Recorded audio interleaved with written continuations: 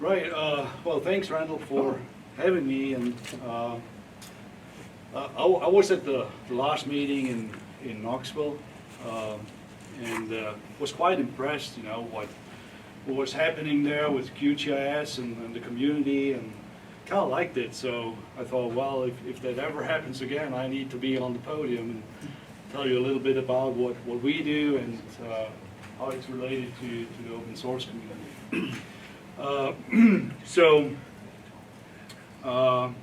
Well, my field of work is GIS. It's been that all my entire career, over 20 years. And now I'm more in the software development area, so I kind of like trying to combine these two worlds on a daily basis. Let's see this up here.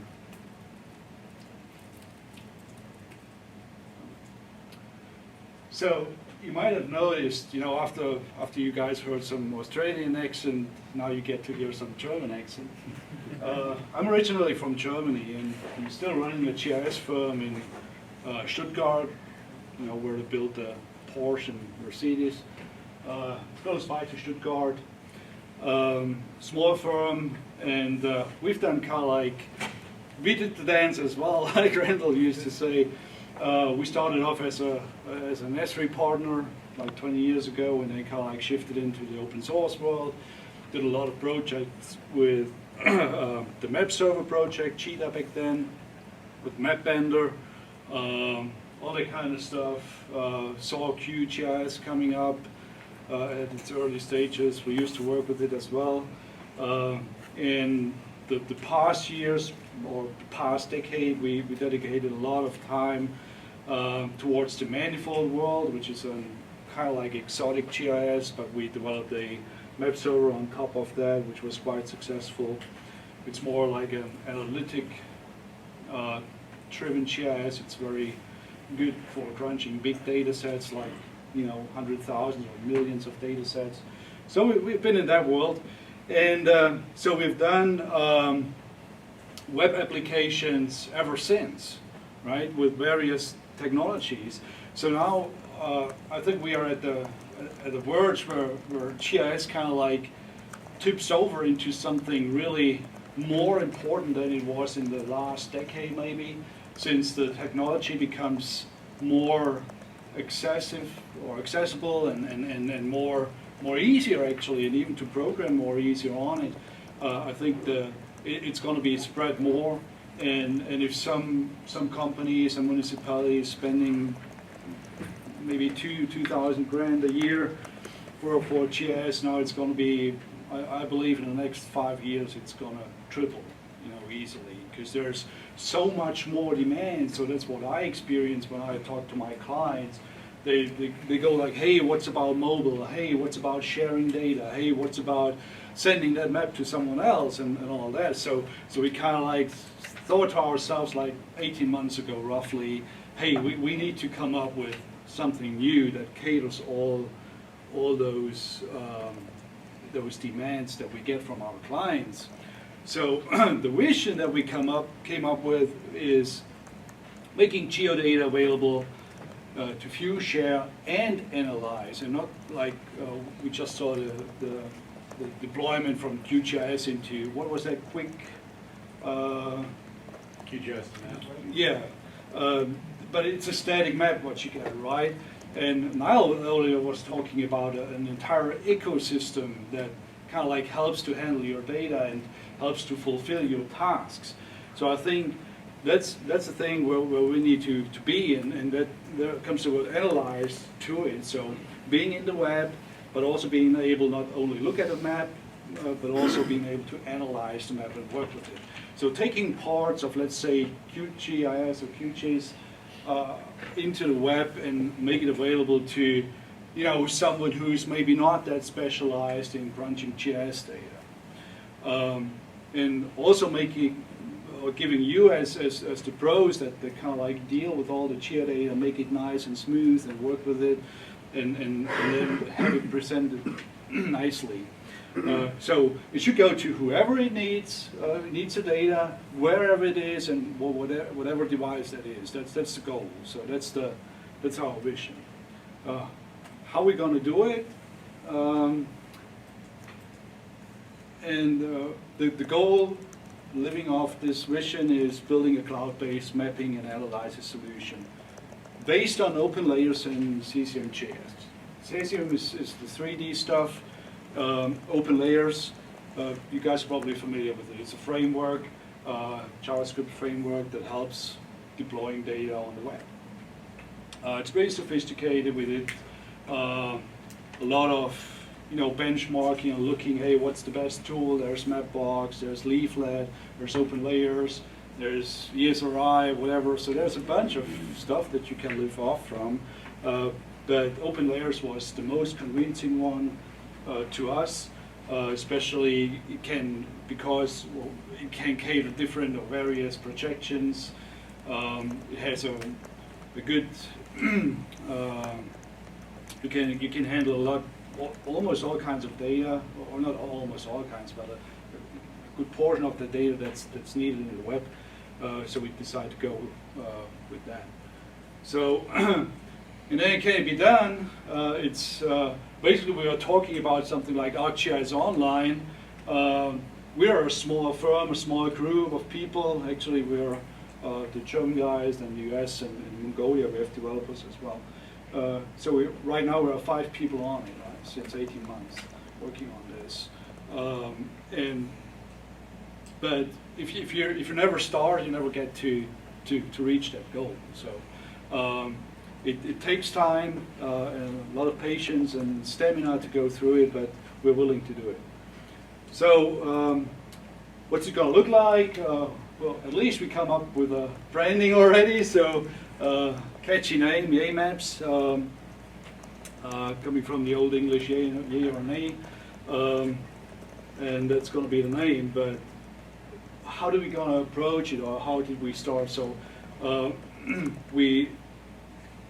first thing is we had to come up with a way how to manage the data, right? So it's the bottom line, it's the foundation of everything that we build on top of that. So we spent quite a lot of good portion of time into how is our data model under this whole thing going to be designed, and what kind of data should it work with.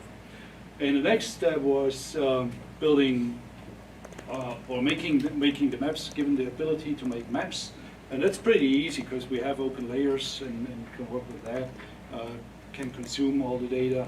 And step number 3 is to develop generic or custom solutions on top of all that.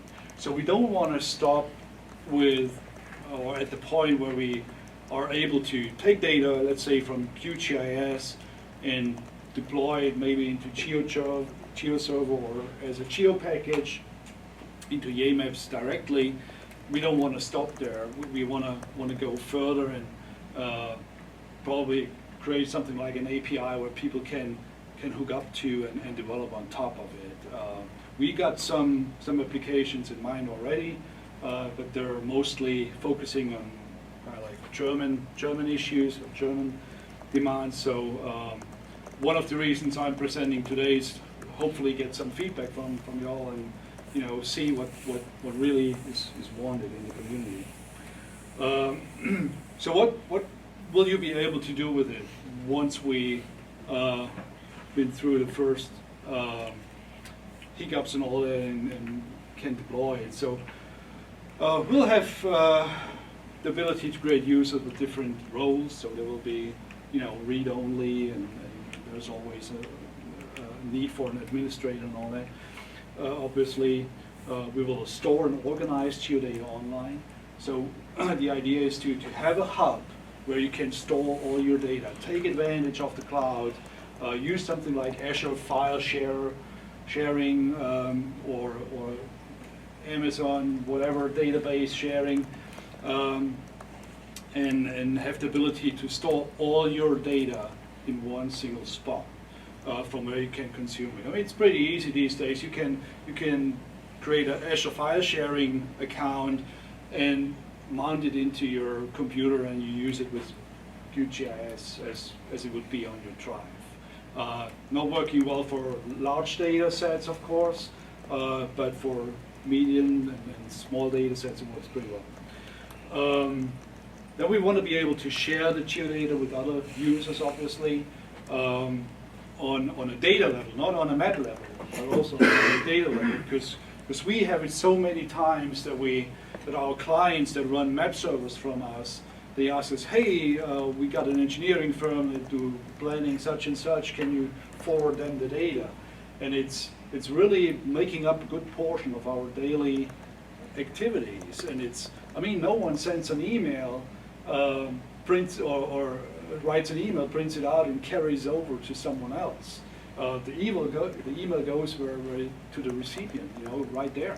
And with geodata, we're still doing that. We're burning or put stuff on a stick or download it, and I think we have to have a hub that allows us to get data, deploy data, and share data. Obviously, we want to create maps, share those maps as well with other users, or maybe publish them online, and use these maps also with with our desktop, tablet, or smartphone, regardless whatever device it is. Oh, there's still German. There's you also can do like create projects where the center of what everything goes around is a project, not a map, and that's different to ArcGIS map or anything else, because we believe that each map should be individual and it should be adjustable, so you can make adjustments, and therefore a project consists of a map, the settings for the map, the tools that you want to apply to that map, and also the data to that map. And on top of that, you might have also a solution that kind of like analyzes and handles the data in a certain way.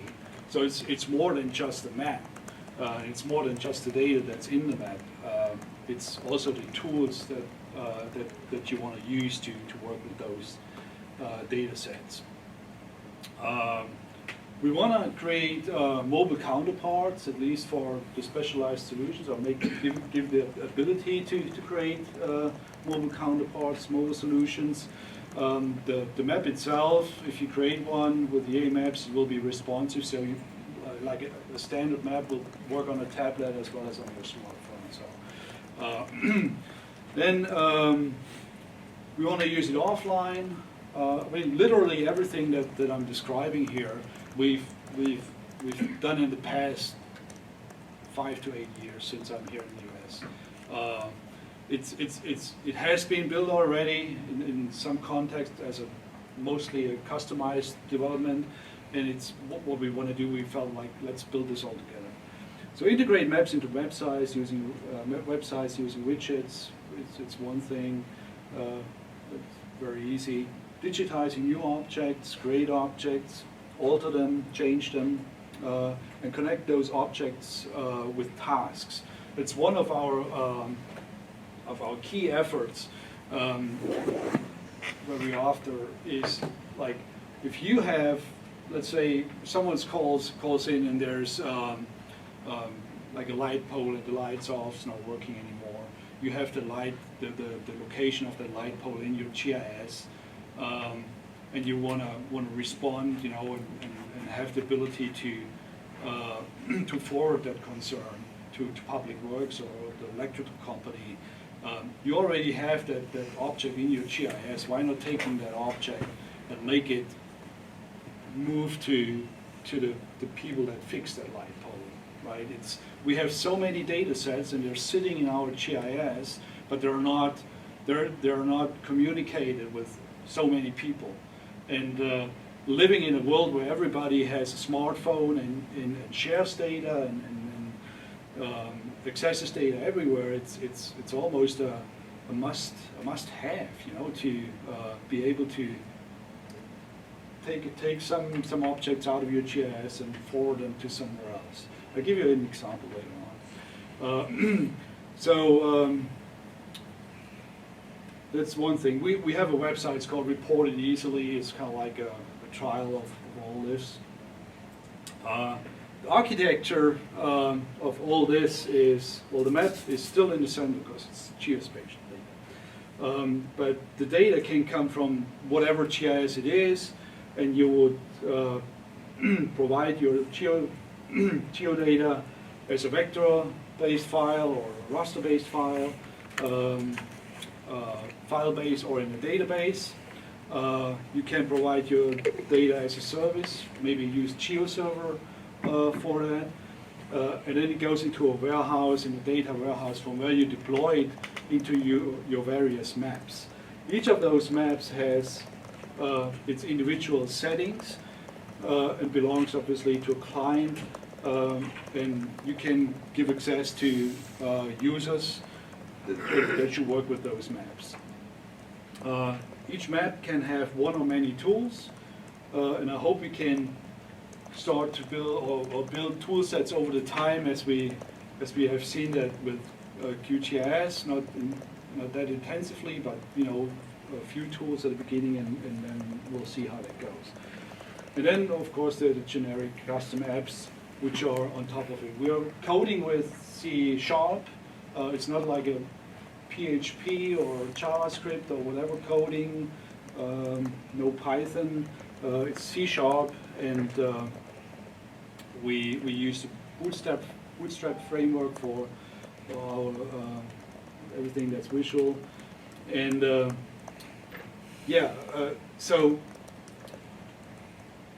and you will be able to use all that on PC, tablet, mobile, and those are separate databases. They're like off the big thing. But we have different roles, like read-only, project admin, or super admin. Each client can have multiple projects, which consist of a map, basic settings, solution settings, and you can assign a project to a certain user or group of users. User management and sharing, kind of like ArcGIS Online does that, but you can share maps amongst users. We have that data warehouse, which will host all the data, and sort it out, like depending on where it comes from. If it's your own data, if it's shared data that's data that's shared with you, or data coming from a service. The data warehouse is the place where your file-based geodata is stored and can be searched in. So you will also be able to search the data. It connects to the geospatial services. It stores the geometry that was created in Maps. So there's like internal layers that you can create and store them in a database. It exports data to various GIS formats. Mainly, there's a lot of JSON flowing around probably, but GeoPackage is one of the things that I think that's very sustainable going forward into the future. And at the very end of this, we want to create, or want to be able to create our own services. Basically what GeoServer does. And we either utilize GeoServer for that or some other tools. We've looked at a bunch of things, but I think you should be able to create a service like in an instant. And that's where it should go. It shouldn't be that complex. Like, well, the map itself. If you've seen any kind of web map, that's basically what will be in there. Shows the data, allows for special presentations, heat maps, and all that. So that's all possible with Openlayers. We're gonna add tools like maybe an elevation graph that you have using the Bing Maps terrain model or other models, dividing polygons, simple stuff. Also, the solutions, it could be like we're coming up with a bunch of generic solutions, like cemetery management will be one of them, or easements, managing easements, or leasing out land. We did a great deal in lease management, a great deal of work with lease management in general over the past years. So we want to bring in that experience. And then the web API, of course, so you can access your data with, if you're a programmer, you can access your data that you deploy with that portal or that solution and work it into your mobile application. Now the roadmap this is where we started off like maybe 18 months ago. We spent a lot of time in creating sketches, picking the right tools. We really had to make ourselves familiar also with the new programming techniques in Visual Studio. So we're working with solutions now and where we can plug in various components into each other and update one component independently. So it's like the whole thing is a bunch of components. It's not one big application. It's rather a set of many small programs, which allows us to add more programmers to it more easily as if we would work with one humongous application. So then we created the database model, which was probably the biggest hurdle to overcome. And then we looked at Openlayers, looked at map developments, and I can show you a few examples of maps. And then where we are right now is doing the core and data, the core development and the data warehouse, so where everything basically comes together. So it's now building those components into one big application. Tool development and generic solutions, that's been done parallel over the last, or since this year. So when we put it all together, and that will be hopefully March, April, and we'll see the first results. So when we put this on the market for people to test, then we'll also have some tools and some generic solutions available for this as well. Right. So it sounds like a lot. It is a lot. It's like a roadmap that's designed for years to continue. Some say it's crazy, but I think it's really time, to take up that ball, and bring GIS to another level. And QGIS and all the other open source products that are around, they're just too good to be ignored. And that's why we want to bring in as many of those as possible. Not shutting out like the Esri users or the manifold users or anyone else. They still can work with the services, bring up their data. I hope, and I'm curious for the next presentation, and hope I can get some help in how can we transfer what we do in QGIS, in terms of presenting our data, our maps, how to bring that easily into our application as well. So that's one big goal that we have, that if you do something in QGIS, you have most of the look and feel of the data in that web map as well. So, okay, a few things about where do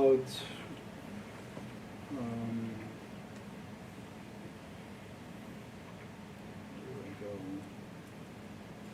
Take this one.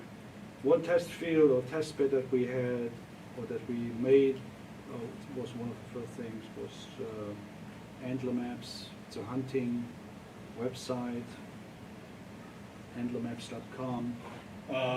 It's a working project, and what we want to do is allow a hunter to create his own map and then have it printed.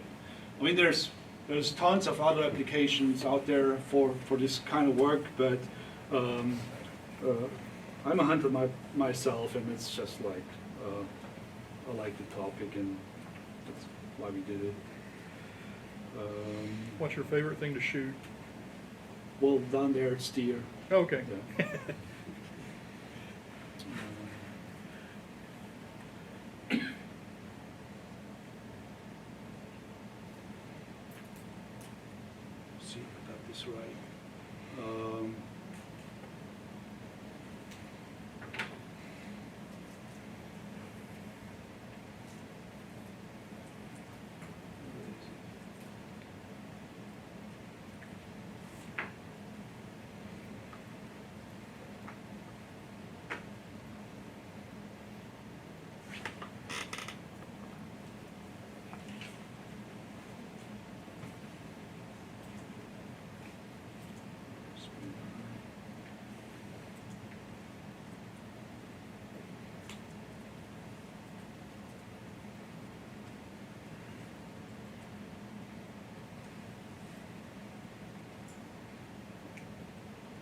All right. Very simple, very basic map. But what's really interesting,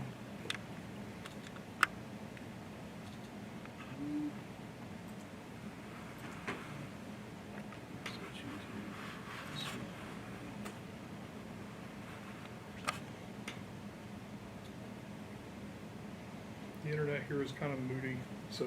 yeah.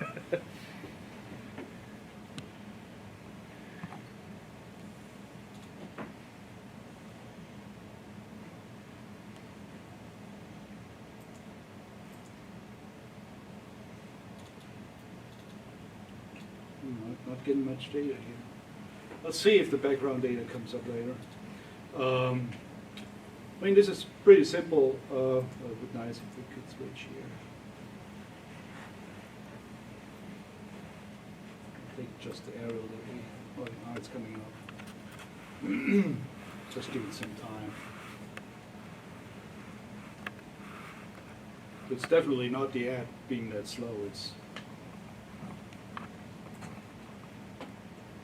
so if I wanna create some new geometry, pretty simple.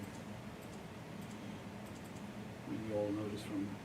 And then this is one of these internal layers that you can set up for Yay maps, as you do in any other GIS.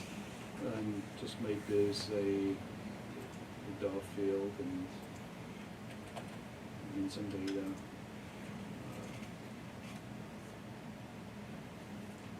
Well, I don't know if you have any pictures up No. here. Probably I not. put all my cat pictures back on my Yeah. computer. Okay, so here we go. So you can create objects on here, and you can revisit them and edit and do whatever you need to do. You can also edit the geometry.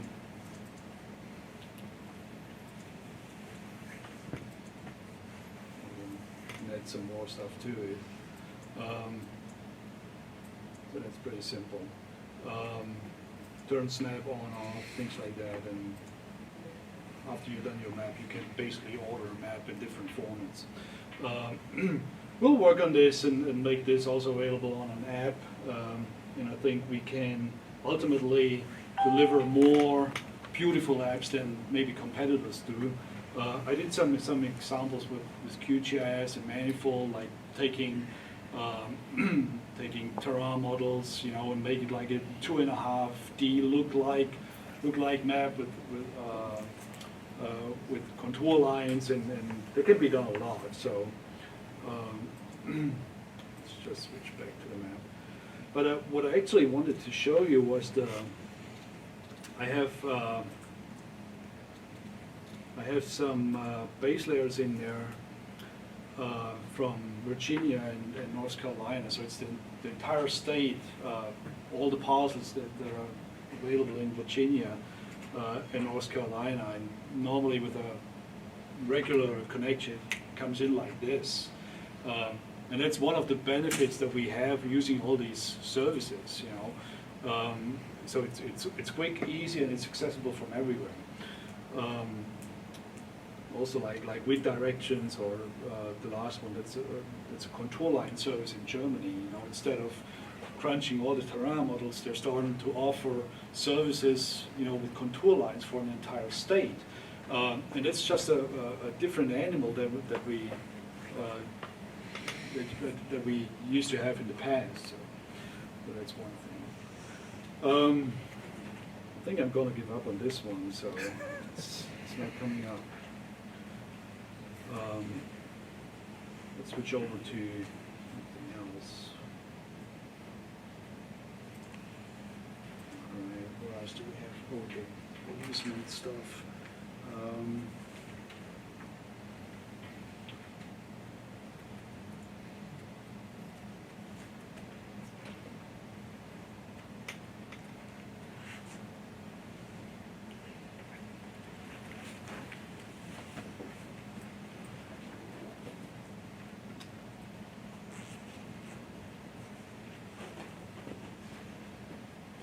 All right, so this is a German application.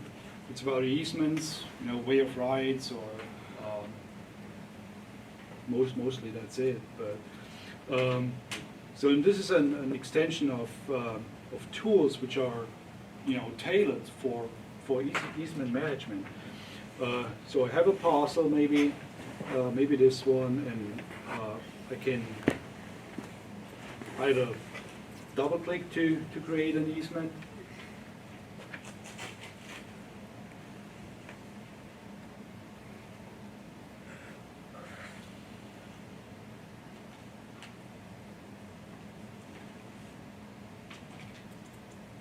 I don't know what's going on. It's like the internet is too slow, I guess.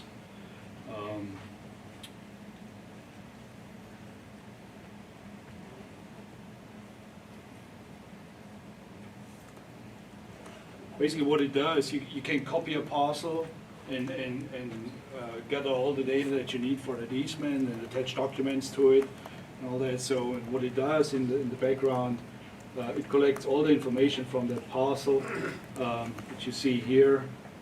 Flurstücke, that's parcels, and the documents, and you have the burden piece of land and the one that's profiting from the easement.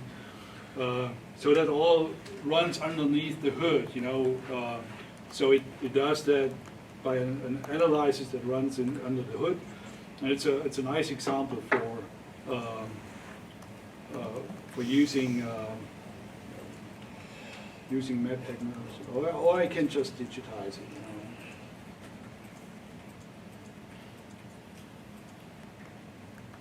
It worked.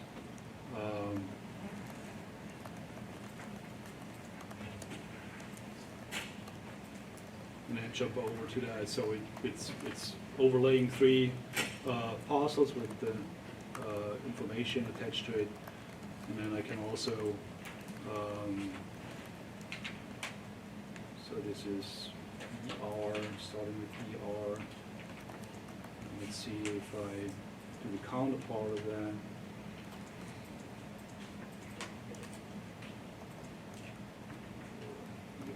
So it pops up right away, it takes all the data from the previous one, and then have it in there.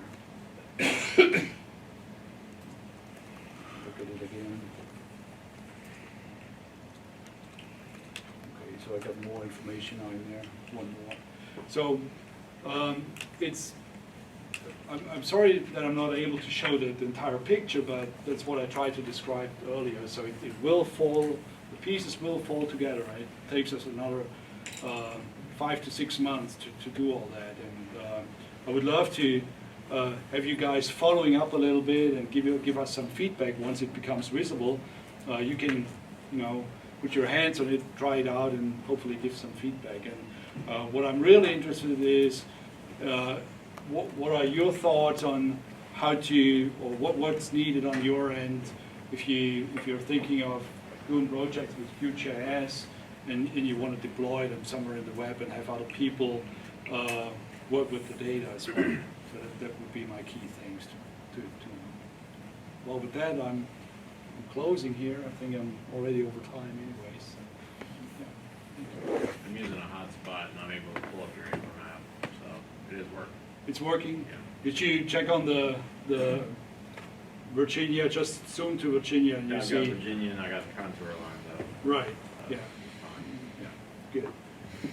Is there somewhere we can follow up to, is YayMaps have a website yet, or is that something that you got in the works just to see where your product? We're working on a website right now, so we will set it up in the probably next 4 weeks. Gotcha. As we proceed, and then put the first examples on it, and invite people to check and download, and or not downloading, to check and work with it. Are you going to be using, or I guess your clients going to be mostly municipalities, and I mean I guess it could be anybody, but what is your kind of thought on the direction that the business? Well, the clientele we have is municipalities, counties. That's all Europe, and over here it's mostly the foresters, land management groups, and oil and gas up in Canada. So the offline part is for the Canadians, they obviously need that. Yeah, municipalities, they're more centered towards those generic or custom solutions. But we also have clients in, like managing sewage networks or potable water networks, and it's a good thing for that too, because everything goes mobile. And in my opinion, if we do some maintenance out in the field, we need to be connected right directly to our data set. That's why we have that data warehouse, where everything should go in and out. And it should be connected right away without, without delay, if possible. I mean, there is a delay if you go offline, of course. Yeah. On these small efforts on the state level, you developed a similar application which you were presenting, and what you just mentioned, being out in the field, we have that direct connection at home, but we're still working out a disconnect. So we're trying to do open source and not use some licensure admin, but it's the direct connect, because you don't always have that. Right. Connectivity, that you're spending to capture the data and speaking to someone who would have it better. So, I'd be curious if you could bring to see if you guys have a working solution. Right. So we did develop like offline applications as well for, in Canada, up in Canada for clients in Canada. It works quite well. So and it's a necessity if you want to have it rounded up. It's I mean, everything's looking towards 5G. That will eliminate a lot of the burden that we have right now, or the hassle. But still, there's areas where you can't have any reception. All right. Yeah. Well, thank you. Yeah. Oh, thank you.